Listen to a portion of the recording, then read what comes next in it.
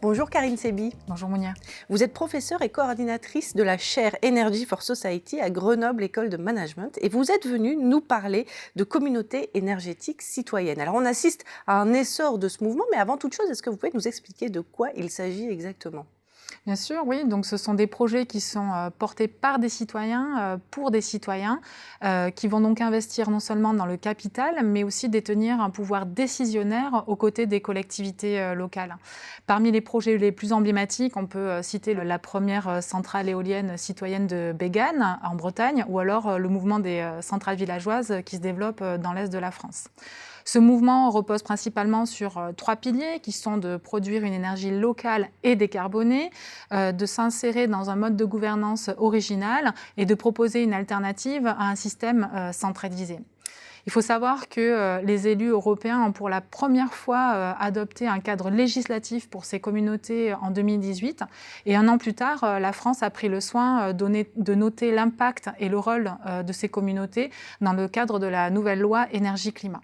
Alors quelle est l'ampleur de ce mouvement exactement ? C'est vrai que les débuts étaient balbutiants, mais après quelques années et surtout des simplifications réglementaires, celui-ci s'est accéléré.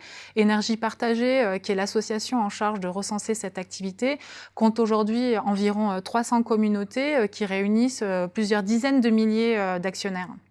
Et alors quelles sont les forces de ce mouvement ?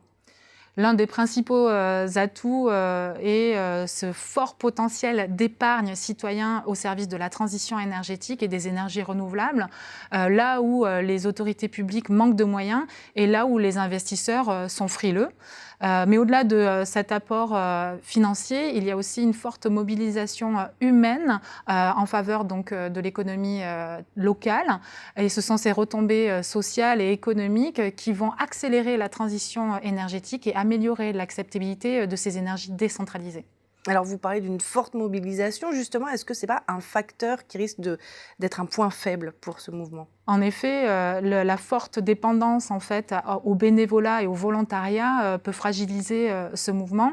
Mais il faut aussi noter qu'il y a d'autres freins, notamment réglementaires. Et par exemple, le raccordement de ces centrales au réseau peuvent parfois mettre en péril ce projet.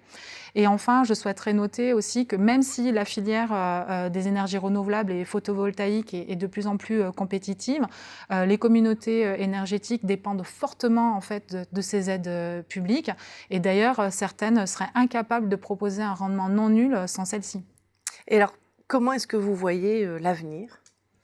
C'est vrai qu'aujourd'hui, ces communautés énergétiques représentent moins d'1% de la production d'électricité nationale. Mais si elles suivent les tendances en fait, de nos voisins allemands, elles pourraient peser beaucoup plus en fait, dans le mix énergétique. Énergie Partagée propose de viser 15% d'énergie détenue par les citoyens et les collectivités d'ici 2030. Et il faut d'ailleurs noter que certains pays comme les Pays-Bas ont intégré en fait, de tels objectifs dans leur plan énergétique. Donc pour leur évolution, elle dépendra notamment du maintien et de la stabilité des politiques publiques, mais aussi de la capacité de ces communautés énergétiques à développer de nouveaux modèles, à s'ouvrir aux acteurs historiques énergétiques, mais inversement aux énergéticiens de leur laisser plus de place. Merci Karine Sebi pour cette analyse. Merci.